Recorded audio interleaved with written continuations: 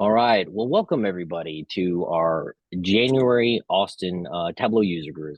Um, my name is Chris Monahan. I'll be your MC today.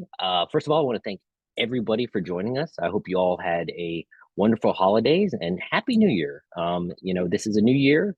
Can we still say New Year? I think it's January still, a little later, but yeah, we want to just thank you all for such a great year that we had last year, and definitely was, we had an event in December in person, and we had a little happy hour at Lala's.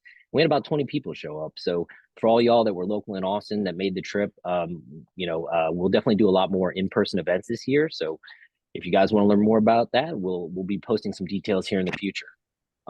Before I get started, I always like to go ahead and introduce our advisory council. These are the folks that work really hard every month to put on these great events. They do everything from organizing the speakers to preparing the content to posting the invitations and the website.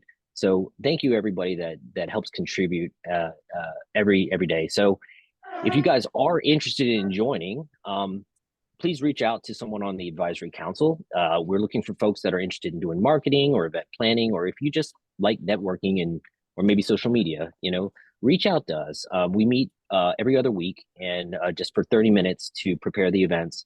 And it's just a fun group, and we'd love to have you join. So please feel free to reach out to us. So with the new year, we also have a new look. I don't know if you guys noticed, but we have some new Salesforce branded slides that we've used for the Tableau user group. A little more fun, a little more color. It's going to be great. So let's get started with our TUG event. So here's a high-level agenda that we have today. I'm going to go over some high-level announcements, the meeting format, and some of the events that we have. And then we have our featured speaker, Will Sutton. You guys might recall he was our IronViz champ in 2022. He actually spoke at our user group about a year and a half ago. So it's great to have him back. He's going to do a presentation on Forget the Hype, practical AI tips for Tableau analysts. So it's really cool. Everybody I know is interested in ChatGPT, so you don't want to miss this presentation. And then at the end, we're going to do a network breakout session. So if you want to hang out, we're going to have just a small group and talk a little bit about anything Tableau. So definitely stick around for that after the presentation. So just a reminder, our meeting format, this is a virtual Tableau user group. It is live.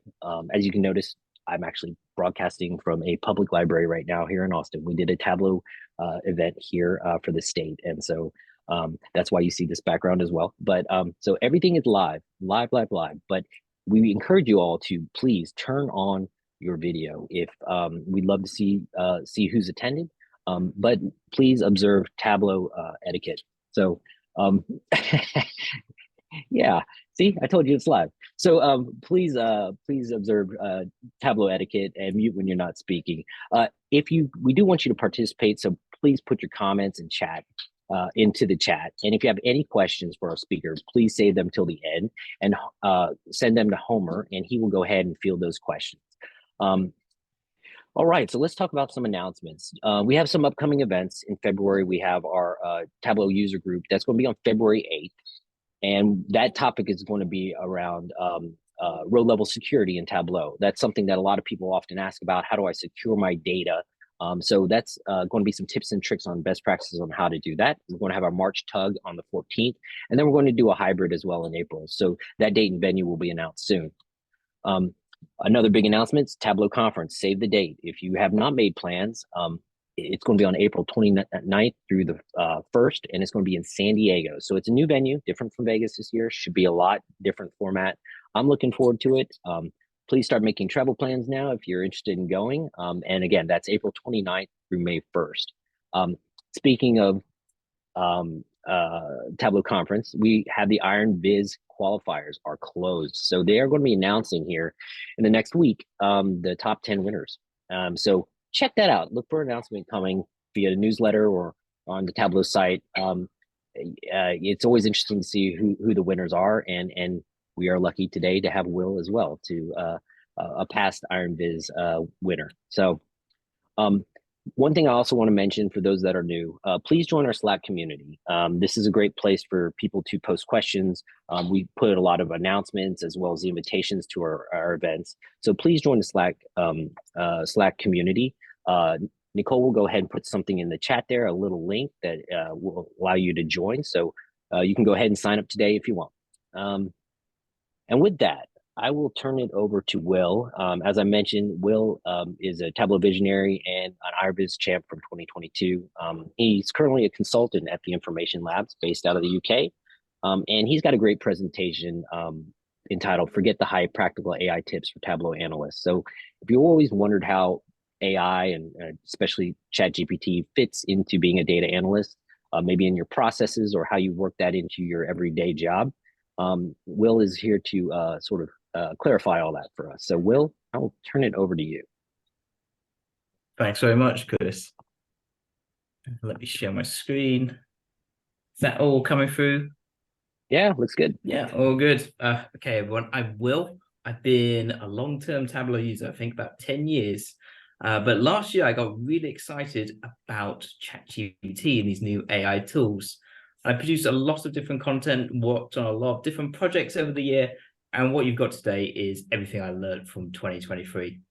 So you're going to see some tips on how you can apply ChatGPT in your work today. You'll also see the times you shouldn't be using ChatGPT as well.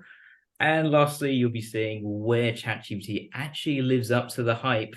And as a special bonus, I'm actually going to share with you something that I've been sharing internally at work to help people get the most out of these AI tools.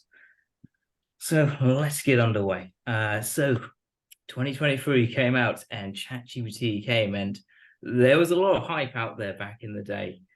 We saw how it was amazing. It could pass all these complicated exams. I never thought I could be a lawyer, but an AI tool could be a lawyer for me. This is an amazing revelation in the world. But with that came like this risk that is going to start taking our jobs. Actually, AI might be putting me out of a job, and I'm less happy about that, I've got to say. And even more concerning, like the peak of the hype was saying that actually, it's not just satisfied with taking our jobs, it's actually going to take away our lives as well. And I was looking at this and I was saying, well, does it really live up to all this hype, all this what's going on in the world? What should we be doing? What should I be doing? And I remember seeing the demos for ChatGPT. It was amazing, where you could just give it a prompt and it will go and come back to you with all different answers. Any question you want to give it, it will come back with text responses, come back with images, come back with code. It was amazing. But in my memory, I kind of remember something from way back when. So 10 years ago, I got started with Tableau, and I remember seeing a demo like this. And for me, who had been someone who built charts in Excel, this was amazing. You could just upload your data, drag and drop different items onto this canvas, and you can make a chart. You can make a bar chart. You could change that to a scatter plot. It was really amazing, like what you could do, drag and drop, instead of having to put together everything. If you've ever done that menu system in Excel, that was painful. But this seems so intuitive. And the trouble with this is that it looks easy. And for the most part, it is reasonably straightforward. But there was always some complications that you learn later on. And the trouble with that is my manager sees this, thinks it looks easy, but it wasn't always. And I had to learn some of the stuff the hard way. And so with AI, I wanted to get that head start. I wanted to see if ChatGPT is making things look easy, how easy is it, and how can I try and correct that kind of view in the world before I end up assuming that ChatGPT can do it all. So it started me off on a little project of like, what can I actually do with these new tools with ChatGPT and with Tableau as well? So around the start of, I think around like March, April time, I got ChatGPT's paid version GPT-4, and we started on a project. So here was a competition that was put out by Visual Capitalist. They produce data visualizations, these kind of very like strong design-led visualizations, mainly designed for mobile, but also share data about what's going on in the world, economics, these kind of things. So they had a competition out there for produce one of these visualizations on the subject of international trade. And I thought, well, this seems like a perfect opportunity to use these AI tools to help me get there. Because I haven't done many mobile dashboards before. I haven't done anything this flashy in terms of colors or design before. So, and I've never touched anything about international trade. So I felt a bit out of my depth, but I thought, well, the AI tool can help me get there. So I set off on this path. And here I was asking just ChatGPT just straight away, can you give me a data story about international trade? I said, I haven't worked with this data before. I didn't really have a good starting point.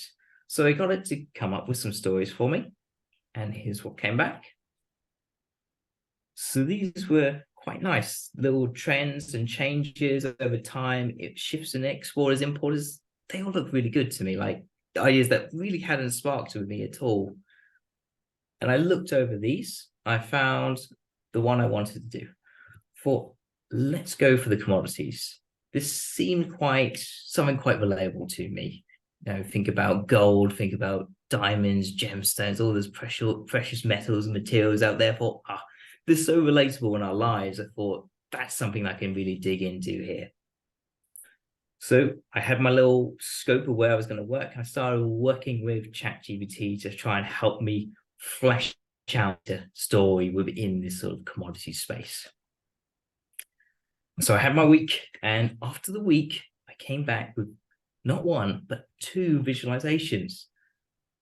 I was amazed. I was amazed that I had 2.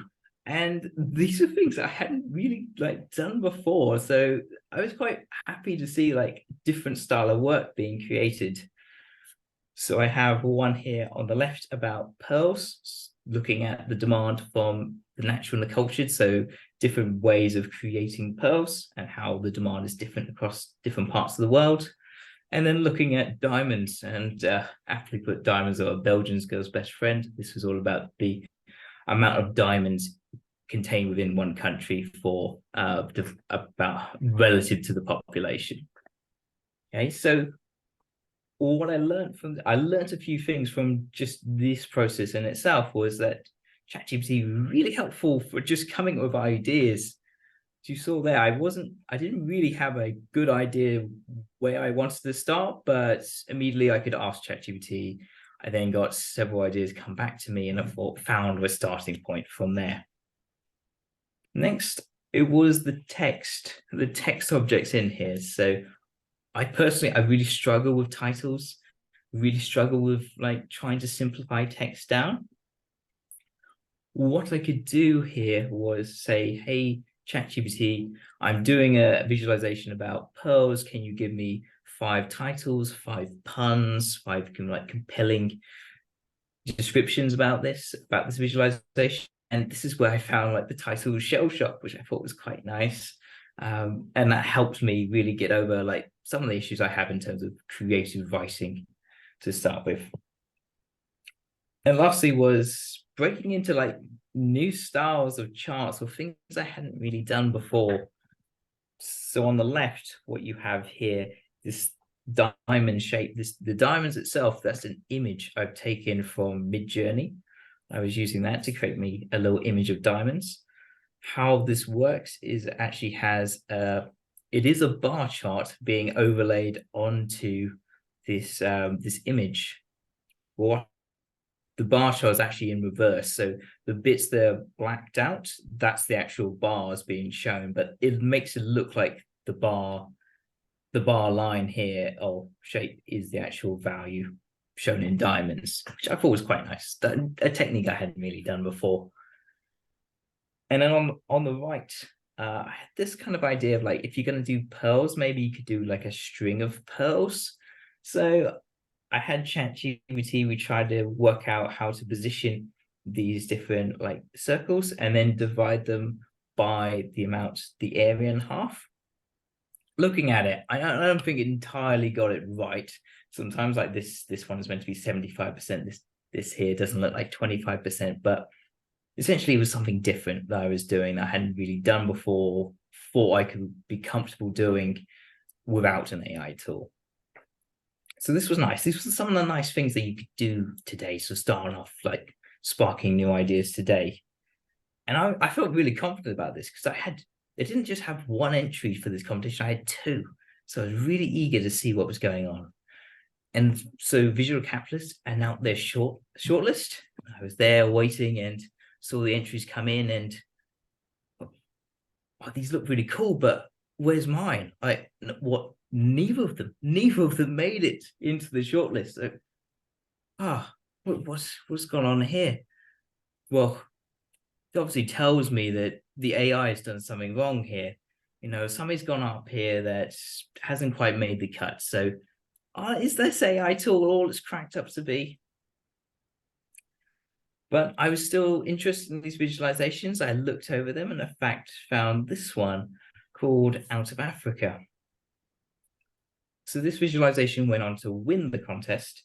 It's all about talking about a change in trend from Africa, exporting from Africa to different countries around the world. And I was looking at this and thinking about those change, that trends, and I thought, wait a second, I think I've heard this before. I thought back to some of those first prompts with ChatGPT and I found, wait, this story here in this visualization was there. It was one of the original ones given to me. But I have picked the commodities. I like the sound of that. I picked that, and from that, I haven't gone on to win this contest. So for me, the correct answer was staring me in the face, but I've added the human decision has gone wrong and has led to this the conclusion here. This then led me to a path of, well, the reason we messed up was because of me. And should I be involved at all? Should I just leave the AI? Should I just leave ChatGPT to do it all for me? Because obviously I'm making wrong decisions here. I'm not helping the situation. So what happened was I went back to that visualization. I thought, maybe I'm being a bit too harsh on myself. How would I, even if I picked that story, how would I know to make that visualization? How would I know that I was going to pick Africa? How was I going to decide on a Sankey chart? How was it going to have this line chart behind it going on as well? How would I know how to do all those different things and get ChatGPT to do this as well? And the truth, there's only one person that was going to know this, and that was the author of the visualization. I don't know about you. I don't go up to people I see work on Tableau Public and say, oh, hey, can you tell me how you did all of this? 20 different questions, how you did all of this. No, but I did what any data nerd would do, and I started a podcast. You would be amazed at what information people want to give away under the guise of a podcast. So yes, I interviewed the winner. I interviewed all kinds of different people that had done amazing work, won competitions. They're all incredible what they had done with their work. And yes, I found them. I got them on a podcast to go and tell me all about their work and how they put it together. So going through all these conversations, I was hearing about how they approached the design, how they decided whether they wanted to go with the data first or a chart first, or they had a nice design in mind. All came from different angles together. It was really interesting to try and see this kind of human process that I could then try and apply to ChatGPT in the future. One of the things that really stood out from these conversations was that there was a theme of actually they didn't just have one piece of work that they worked through again and again. They actually had several pieces of work that they would progress at different stages and then decide some things were going to be left, some things they're going to progress on, and that's what you saw in the end. But there may be several pieces of work that never made the cut, that they may never. So I thought, okay. And with talking to all these authors, thought this gives me the inspiration to keep going on a bit further. So I thought, let's set up a game plan. Let's go and try again. So my game plan was, yeah, ChatGPT, you're going to do basically all the work. You're going to come up with several different ideas, different stories, different charts, and you're going to be the main decision maker throughout all of this. For me, what am I going to do? I do what I have to do to make this happen. So I'm going to have to do the building in Tableau. I'm going to have to check a bit of like, just to make sure that this is like an accurate submission, and if I find any issues, I'm just going back to ChatGPT, just say, can you fix this? Okay, so that's the game plan of mine. ChatGPT is going to be the analyst. And this is sort of the stories that was coming up. This is how I worked it was, okay, ChatGPT come up with an idea of a story for Visual Capitalist. Here's my story. It would then say, here's a data source. And I would go off, find that data source, bring that back into ChatGPT and work with it there, try and go through it. Now, at the time, this is when we had what was called the code interpreter, was then relabeled to advanced data analysis, and it would then be able to accept files and process that data and give you some analysis. And here's some things that I'm going to show you. They're going to shock you about what came back. So here's a chart that ChatGPT produced for me. Now, I think we all can probably guess that it hasn't worked. Something hasn't gone wrong. You don't need to be an analyst to know this, that something's gone wrong, but it's funny to me that ChatGPT would even say at the bottom here, it gives some observations from the chart despite the chart being empty. So anyone can see there's something wrong here, but this other chart that came back is a little more tricky. So there are two things going on here. So the first you might have spotted was this axis here has been truncated. So what we're seeing is this global trend in financial accounts ownership. And because of this truncated axis, this drop-off looks really dramatic here, incredibly like, oh, what should we be doing in 2022? Because everyone's not having financial accounts anymore. What do we do?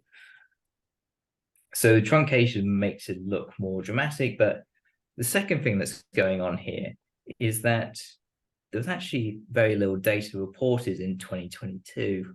Actually, like only 10% of countries had reported. So what this data point showed wasn't really a true reflection of like the global average. And so probably shouldn't have been included, or probably should have been handled better by the AI. But at the moment, it's just, here's the trend. And if you didn't have the rigor to check this, you'd run into issues, or you'd be led to make the wrong decisions based on this chart, which was truly worrying. Never mind. Despite all that, I went on and I got to come up with all those ideas, and I spent a very long time building out these different dashboards. So I went and I built out all 20 ideas I had it make, which you can see some of them, these here. Out of this, I gotta say, half of them weren't good. They weren't going to make the cut. They either were wrong, like factually wrong, or they were quite confusing in terms of I was reading over it and it didn't make any sense to me. So it was going to be really hard to submit something like that. And I'll show you what I'm talking about with these. So we were looking at unemployment rates across all different states. And we came up with this story about Minnesota. It's remarkable rebound. It stands out as a beacon of hope and all this like great resurgence in unemployment. That was nice. It gave me some nice ideas about what charts to come back with. I thought that was okay. And so I go and make the chart. And this is what it looks like. So it doesn't look that remarkable of all things. And even when I added in the state of Nevada here, I can't really say this is like a data story I would want to publish, because it's not accurate, it's not correct, it's not remarkable in terms of the context of those other states going on. So this was one of the ideas that got canned, along with another 9, but I had 10 ideas there altogether.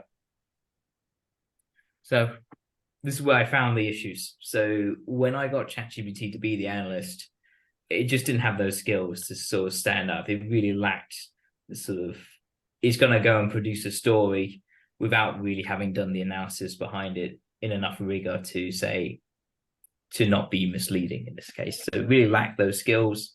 Oh. It really overlooks Yes. data issues. I respond to her. Yeah. So we saw that real issue there Yeah, where just respond. all that missing data. Yes.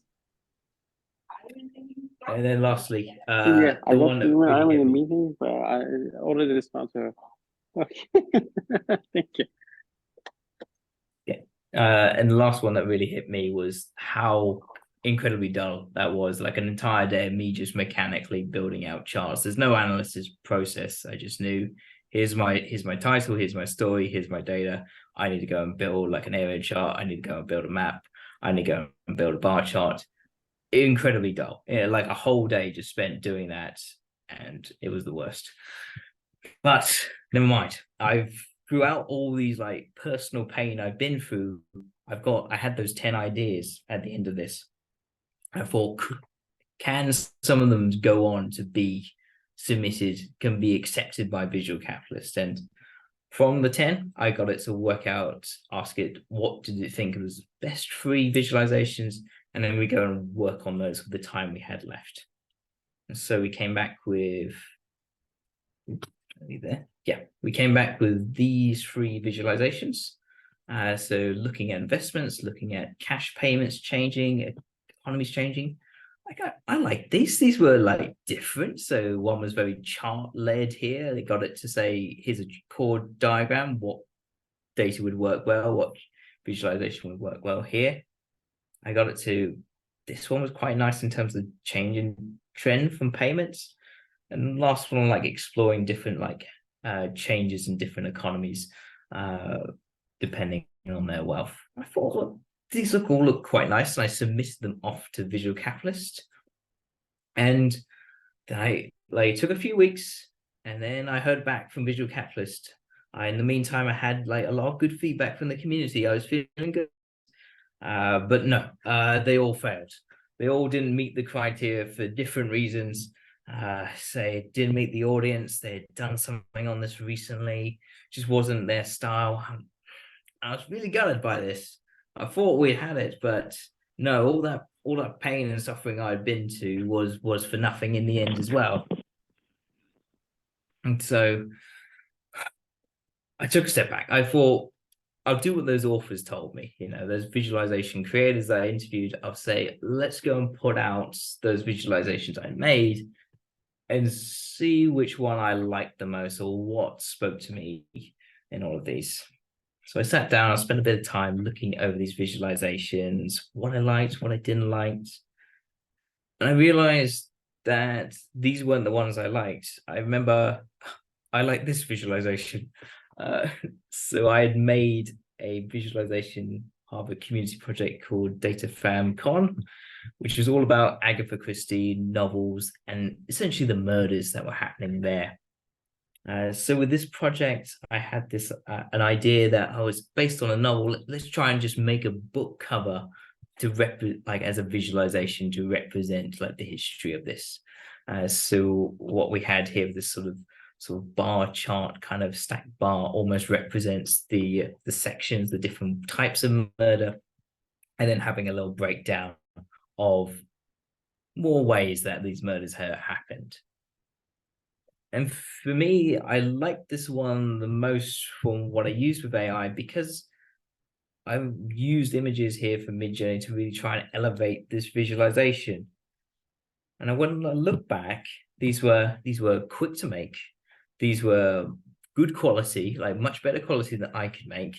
And they really elevated the work. So these are the 3 things I really want from AI. I want to be quick, want to be good quality, and I want it to really improve what I'm doing.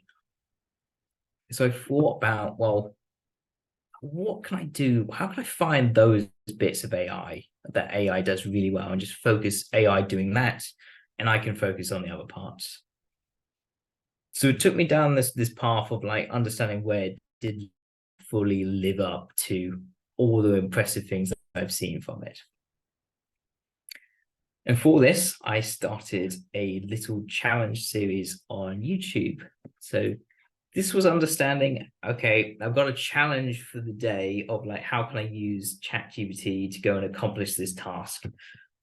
So this is some of the thumbnails from the videos, but we had done all sorts, from building visualizations to passing certifications to building new vizzes. It was really cool.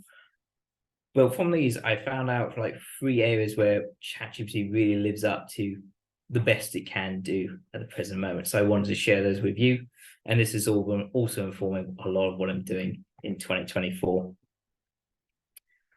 So first up was from like episode 3, where we decided to take ChatGPT and actually understand how good it is at preparing data sets. So these are challenges from prepping data. So it's a challenge where you have a data set to start with, you have a list of instructions, and then you have like an output stage where you've got to get to. They're really good if you're learning like how to use Tableau Prep or Alteryx, or if you want to learn some coding to try and understand how you prepare data sets. So I thought, let's get ChatGPT to tackle some of these challenges. So I gave it an easy challenge, a sort of medium challenge, and a hard challenge to understand how well it worked. And to start off, I was quite mean to it. I just gave ChatGPT the input stage and asked it, can you get to the output stage for me? And in the easy case, yes, it could. It could get there really easily. And it was quite successful in that. When I started using it for the more advanced cases, that's when the thing came crashing down, where you'd either have the data set looked right, but actually the calculations were wrong, which was worrying, or you'd have cases where it couldn't actually create the final data set, it needed more help.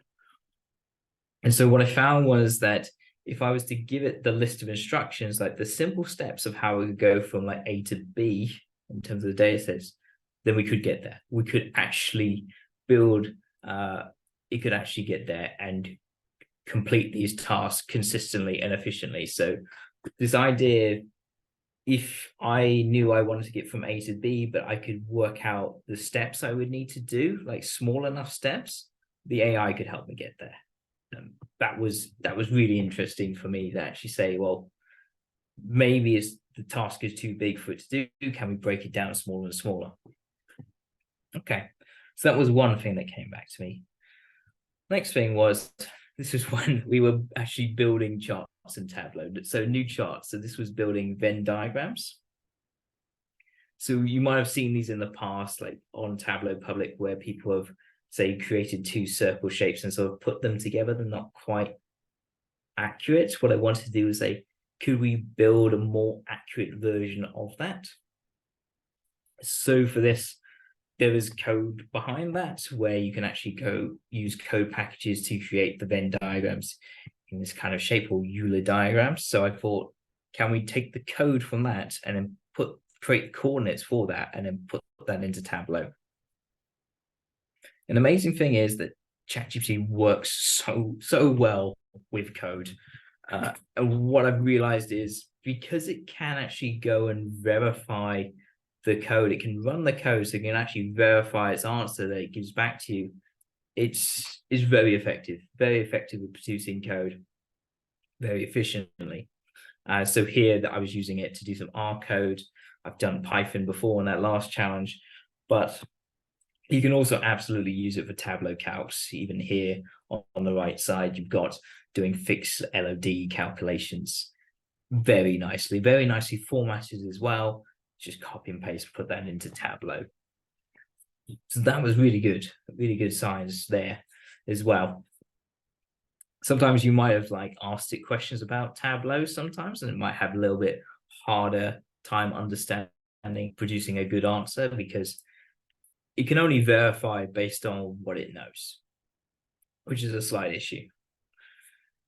But nevertheless, it can be like quite useful. So in this last case, I was actually trying to build a GPT. So the custom GPTs you have for OpenAI, it is available as well to go and pass the certified analyst exam. This episode was interesting because we had the custom GPT. You could give it more information, but actually by me giving it more information actually made it worse. So I had taken a paid version of the product and made it equivalent of the free version of ChatGPT over here. But with some work, I was able to verify that get the GPT back to like on par with GPT-4. What I learned there was actually it was more down to how you get return from the prompt was the good is what custom GPTs do. But part of this process actually showed me that how useful ChatGPT can be for learning and education. So from this GPT, you can do things like ask it different questions. So one of the sample questions of what do I need to know about LODs, and I can able to give you like the page from the syllabus or the page from the help desk and where summarize what you would need to know to understand that for the certified exam. And I feel this is incredibly useful now. So before, like when I was like learning Tableau, learning code, it was always using Google a lot, searching over everything in Google, asking a colleague. You can only ask them so many times. But this is almost unlimited like questions and answers you can get back. And what I also like is if you don't understand something, you can always ask it in a different way to get a different view on things, which is quite nice as well. I've been using this quite a lot even now when it's like, hey, I don't understand what this piece of code means. Can you explain it to me? I remember my first coding assignment was I was given a script that someone had written, they'd left the business. And it's, Will, can you get this to run? And I had to work it out line by line. It took hours. But with this, I would have been able to do it very quickly.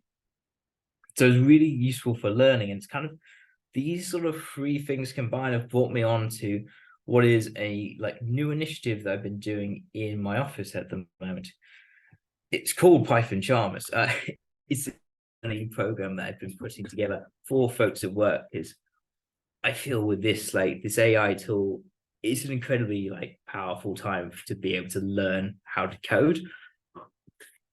It's just sort of built around the idea of can you understand like what steps you would need to do? Can I go and understand in Python what steps you would need to do to go and create a piece of code to go and help you out with a project? So these are little challenges that I've been sharing internally at work, but they are available on GitHub.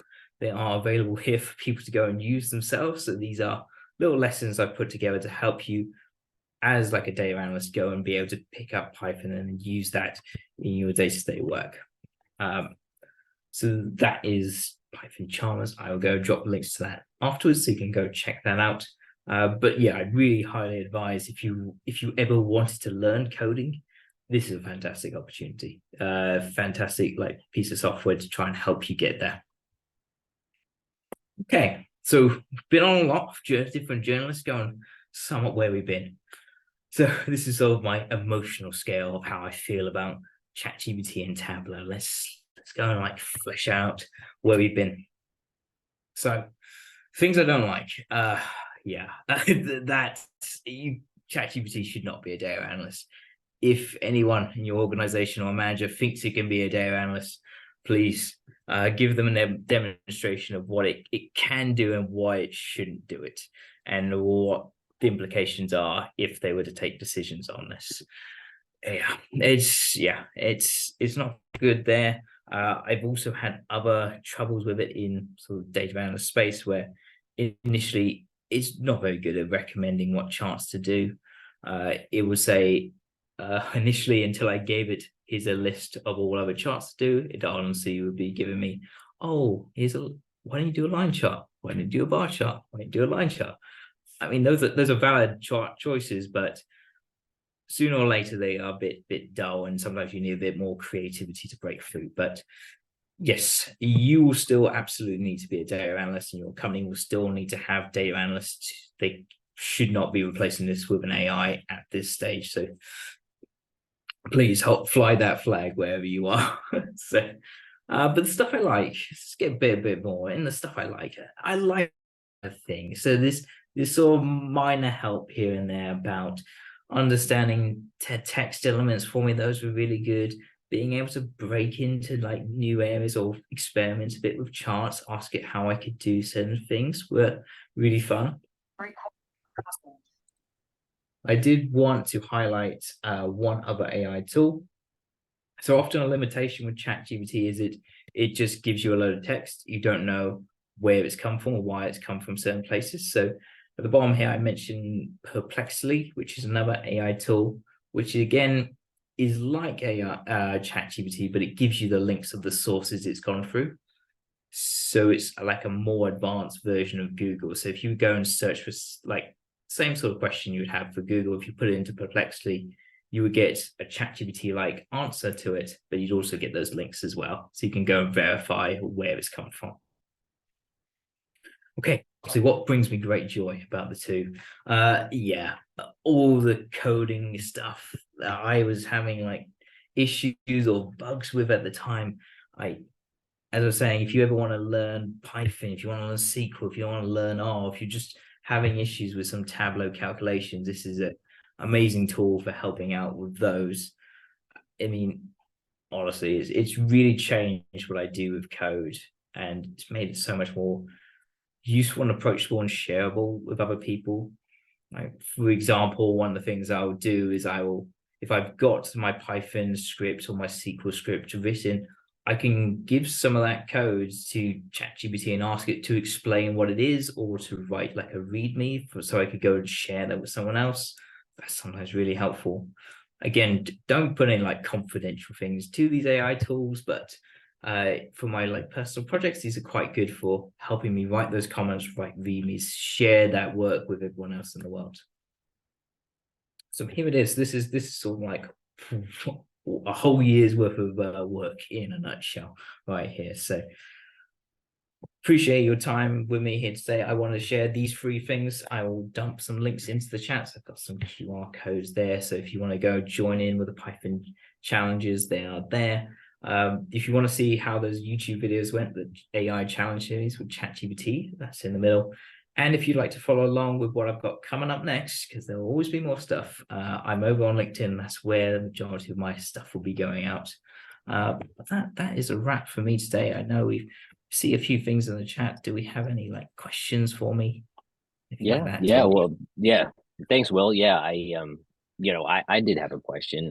Yeah, I mean, obviously, in the future, there's going to be a lot of efficiencies with AI and stuff. But would you say right now, as it stands, like obviously through the first time of the creative process of creating these visualizations for you, seemed like it was a little bit of a learning curve and it slowed down the whole process in general. But if you had to do it again or multiple times, are there still some efficiencies you're getting, or are you feeling like there's just too much fact checking and things like that? It still slows you down in that process when it comes to visualizations, I guess. Yeah, when I was trying to break down all the steps it is to take and make a visualization in that like second phase where I got ChatGPT to do everything, there's an awful lot. There's an awful lot of context from your audience, the subject matter, like lots of like those micro decisions, which is part of like the authors, like those creators did help me out, but yeah, there was just almost too much. And I think that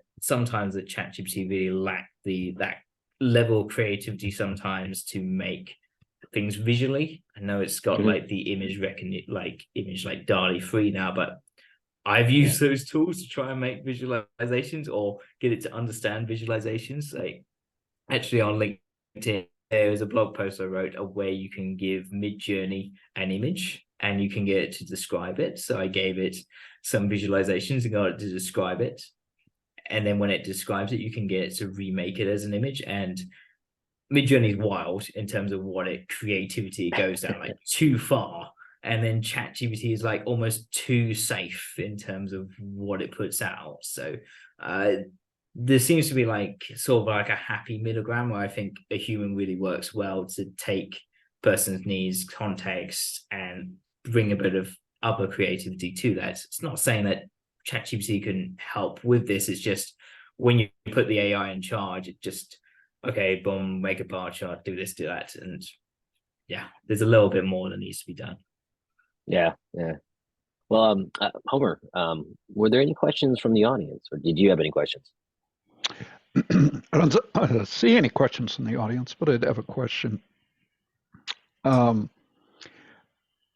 Would you say that you think it'd be possible for you to improve the performance of ChatGPT by improving your performance as a prompt engineer? Do you have a sense for how much you think you already know about prompt engineering versus how much you think you need to learn about prompt engineering before you can get the results you want? Or do you really feel like, ChatGPT and generative AI in general has to improve quite a bit before it can be a data analyst? Yeah. So it kind of reminds me of when I was trying to create a GPT for to pass an exam. So that was a nice way of testing the performance because I had very set questions and answers that I could pass through to like the paid version of ChatGPT as well as my own version. And what I learned from that was I could craft the prompt as well as I liked, but actually the GPT-4 model was answering it in its own best ways. So how it was working there was it would take it would have a question and then like 4 multiple choice answers. So the best way for it to do is to almost to think out loud through each of the questions and then decide on an answer. So it was actually working what I found out on its own best practice of how to answer that kind of question. So it's almost like someone at OpenAI has programmed it to say, if you have something that looks like this, work it out in this way based on what they've already learned from the community. Where my GPT failed was I tried to engineer the prompt to give it, tell me what the correct answer is straight away and what relevant pages from the help pages do I need. So that's where I saw the underperformance, where ChatGPT actually was already working on the best practice.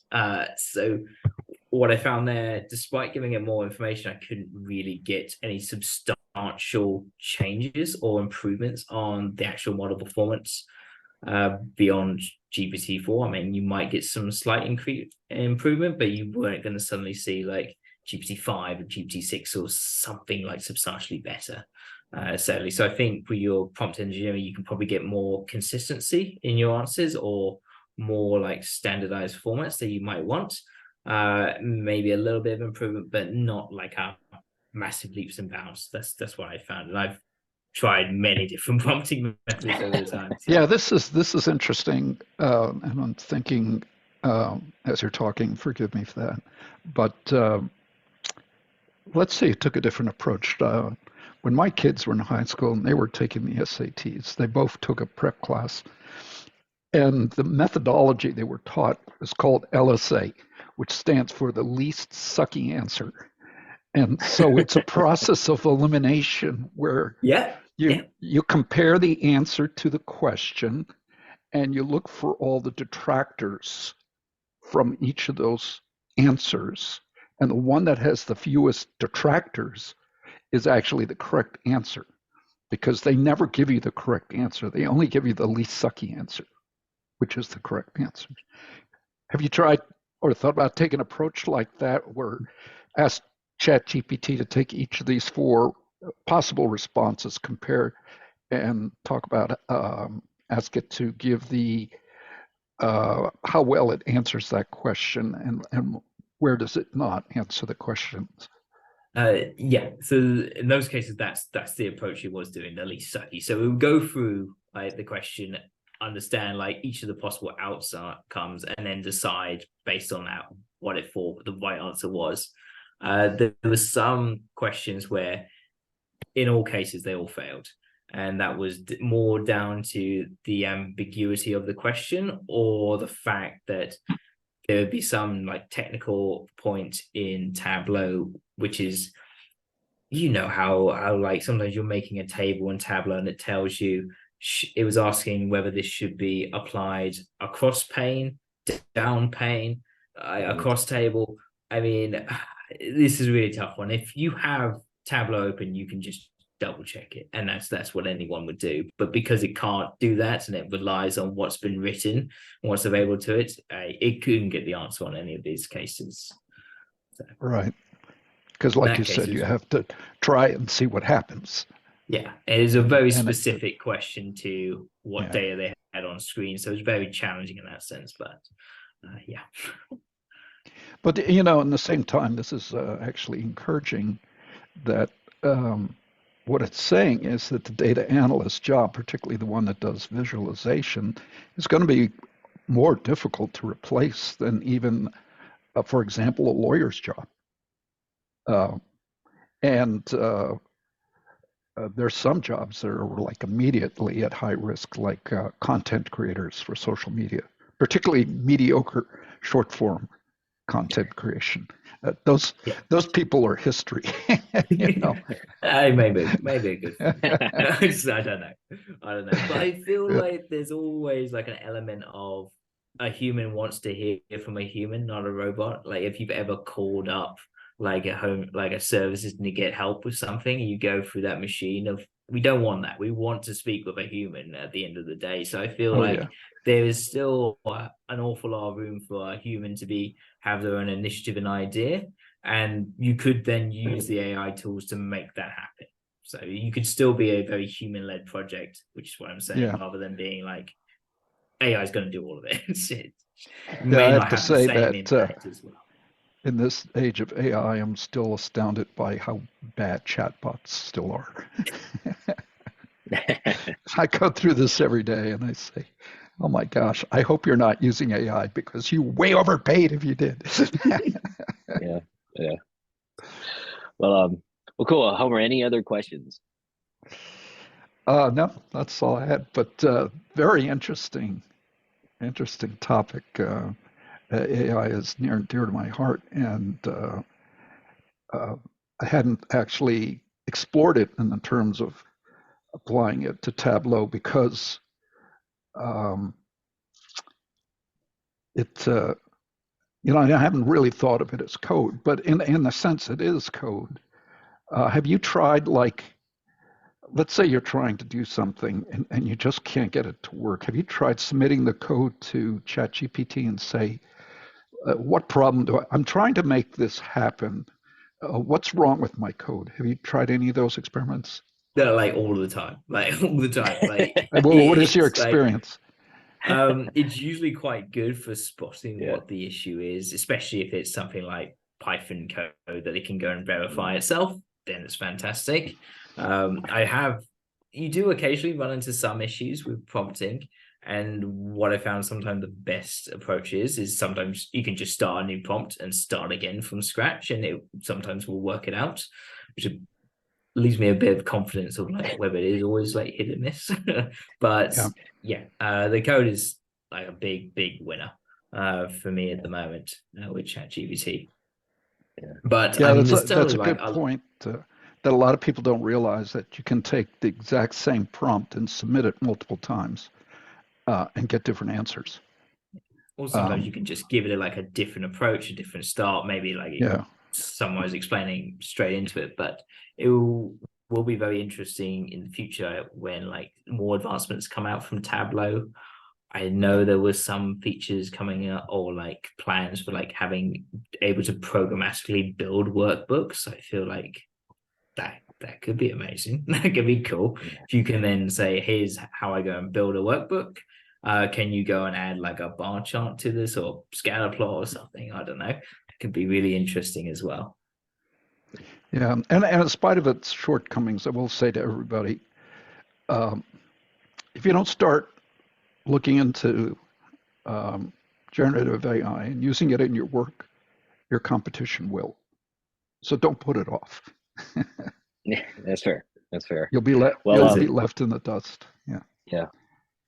Well, awesome. Well, Will, thank you very much. I mean, this is a very insightful presentation. I know I learned a lot of information, and it's just good to hear your feedback and your experience that you've seen. So everybody, let's give Will a virtual round of applause. Thank you very much. I know it's late over there in the UK, so thank you for giving your personal time to come join us today.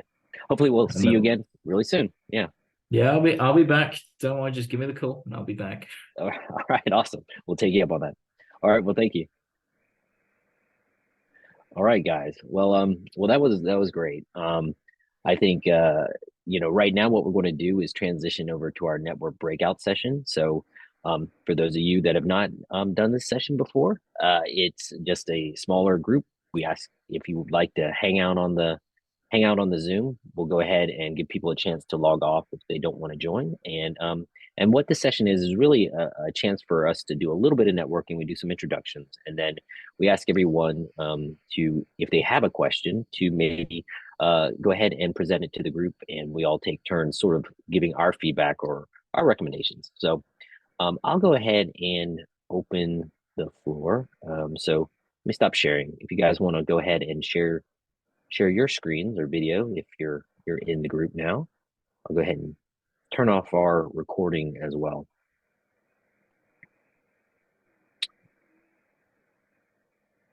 So